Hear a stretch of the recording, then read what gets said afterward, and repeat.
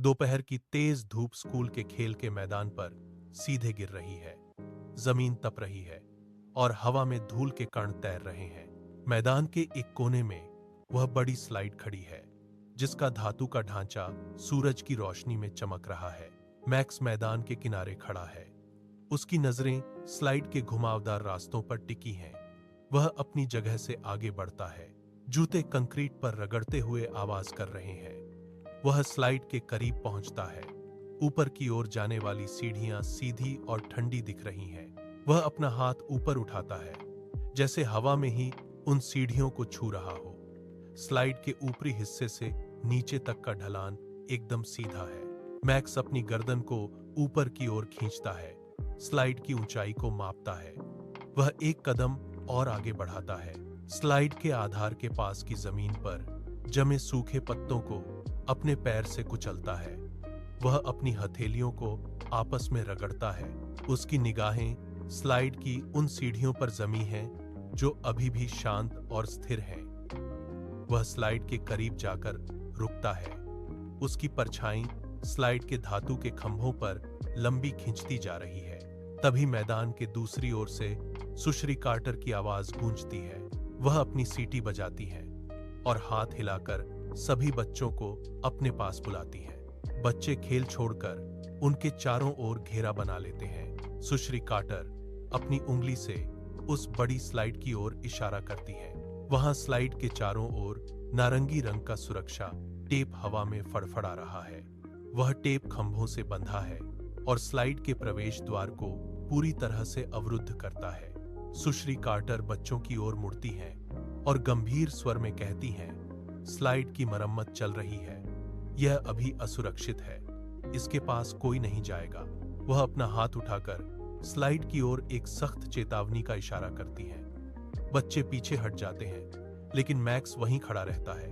उसकी नजरें उस नारंगी टेप पर टिकी हैं, जो हवा के झोंकों के साथ बार बार स्लाइड के धातु के ढांचे से टकरा रहा है। सुश्री कार्टर की चेतावनी के शब्द हवा में तैर रहे हैं, लेकिन मैक्स का ध्यान उस टेप के पीछे छिपी सीढ़ियों पर है। वह एक बार फिर स्लाइड की ऊंचाई को देखता है, जहां मरम्मत का काम अधूरा पड़ा है। सुश्री कार्टर बच्चों को वापस कक्षा की गतिविधियों की ओर ले जाती हैं, लेकिन मैक्स की नजरें अभी भी उस प्रतिबंधित क्षेत्र से नहीं हटती। सुश्री कार्टर की आवाज दूर होती जा रही है। मैक्स अभी भी उसी जगह खड़ा है। वह अपने दोनों कंधों को एक झटके के साथ ऊपर उठाता है और फिर नीचे गिरा देता है। वह अपनी ठुड्डी को रगड़ता है और फुसफुसाता है, मैं सावधानी बरतूंगा, कोई समस्या नहीं होगी। वह स्लाइड की ओर मुड़ता है। हवा में लहराता नारंगी सुरक्षा टेप उसके चेहरे के पास से गुजरता है। वह अपना दाहिना हाथ आगे बढ़ाता है और टेप के एक छोर को पकड़कर उसे किनारे कर देता है। टेप के खुरदरे रेशे उसकी हथेली को छूते हैं। वह स्लाइड के मुख्य ढांचे के ठीक सामने खड़ा है।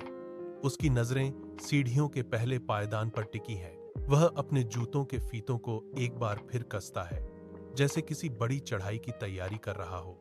वह आसपास देखता है, कोई उसे नहीं देख रहा है। वह अपना बायां पैर उठाता है और सीढ़ी के सबसे निचले पायदान पर टिका देता है। धातु की सीढ़ी हल्की सी गूंजती है। वह अपने शरीर का पूरा वजन उस पैर पर डाल देता है। वह पीछे मुड़कर नहीं देखता। उसका ध्यान पूरी तरह से ऊपर की ओर है। वह एक एक करके सीढ़ियों को नापना शुरू करता है।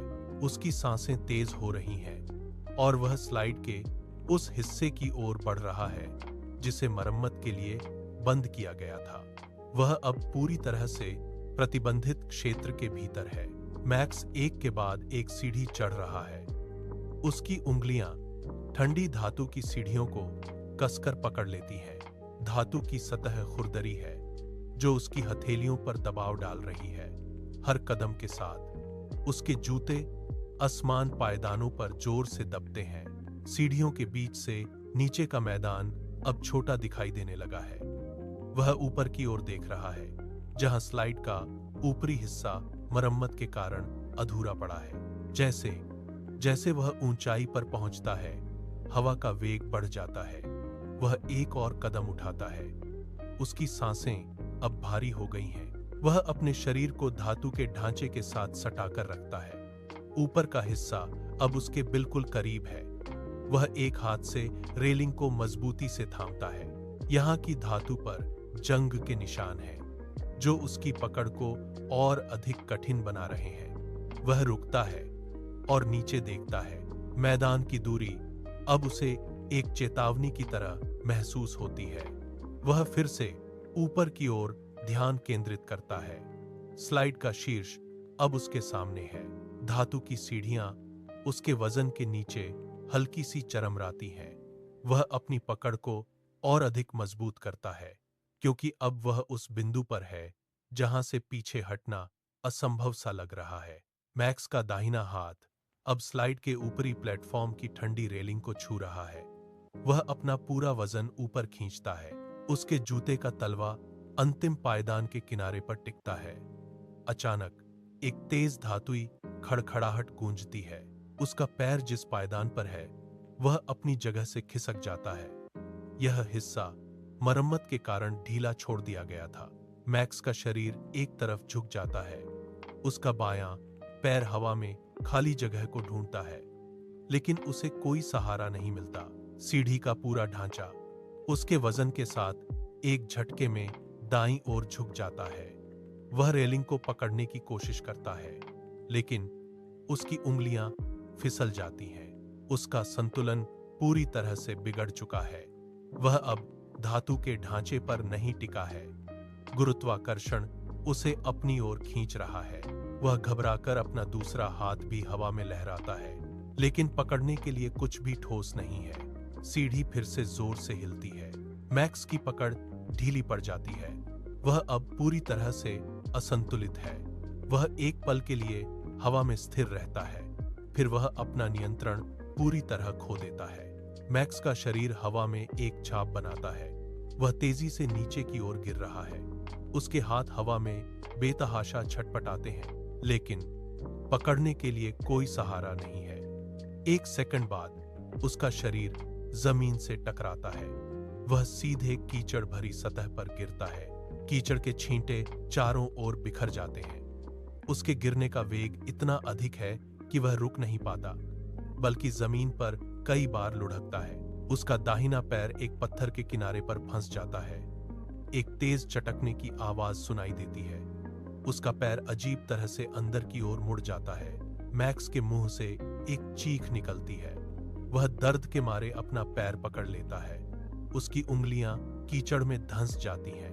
वह जमीन पर पड़ा है। उसका शरीर दर्द से ऐंठ रहा है। वह सांस लेने के लिए संघर्ष करता है। कीचड़ उसके चेहरे और हाथों पर फैल गया है। वह अपने मुड़े हुए पैर को देखता है और फिर से जोर से चिल्लाता है। उसकी आवाज खेल के मैदान के सन्नाटे को चीरती हुई दूर तक जाती है। वह दर्द के मारे जमीन पर करवट लेता है, लेकिन पैर की हरकत उसे और अधिक पीड़ा देती है। वह पूरी तरह से असहाय है। वह अब हिलने में भी असमर्थ है। मैक्स की चीख सुनते ही सुश्री कार्टर खेल के मैदान के दूसरे छोर से दौड़ती हुई आती हैं। उनके जूतों की आवाज सूखी घास पर तेज गूंज रही है। वह मैक्स के पास पहुंचकर घुटनों के बल बैठ जाती हैं। उनकी सांसें तेज हैं।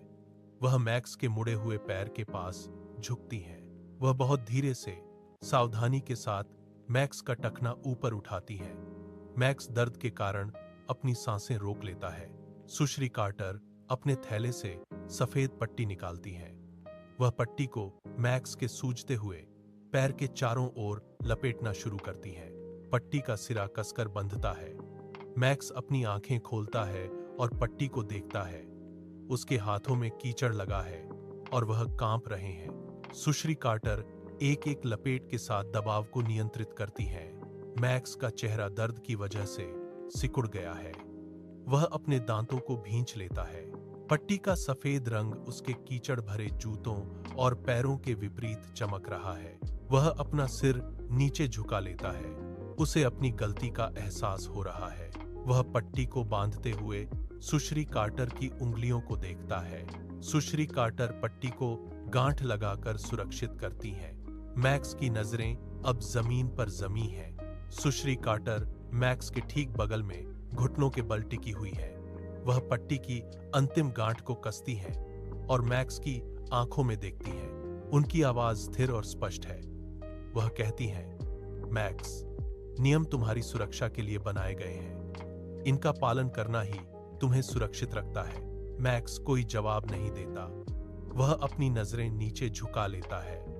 उसके हाथों की उंगलियों पर अभी भी कीचड़ की मोटी परत जमी है जो सूख कर पपड़ी बन रही है।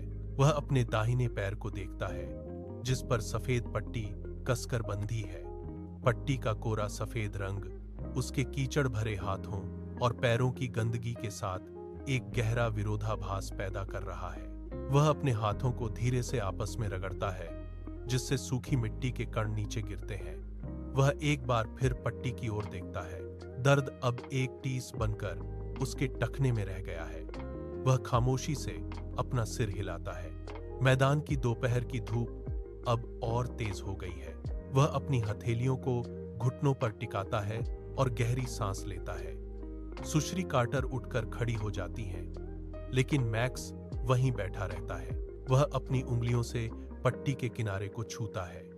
उसे अब समझ आ रहा है कि चेतावनी को नजरअंदाज करने का परिणाम क्या होता है।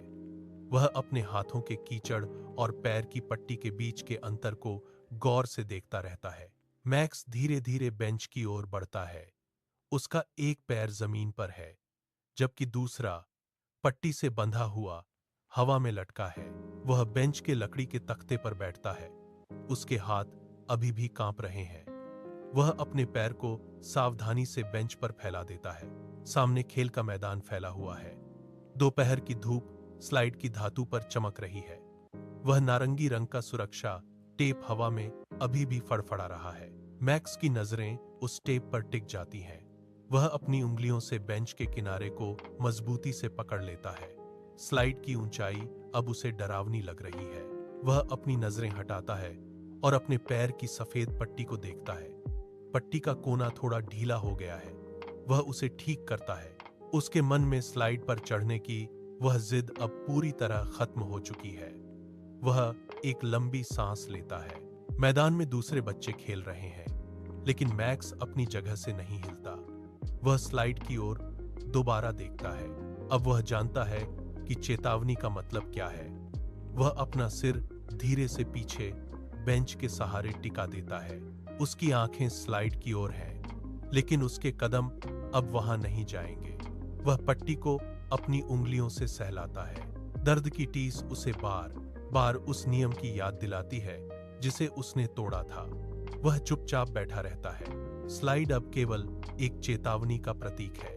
वह अपना ध्यान पूरी तरह से उस सबक पर केंद्रित करता है। वह फिर से स्लाइड की ओर देखता है और अपनी दृष्टि हटा लेता है।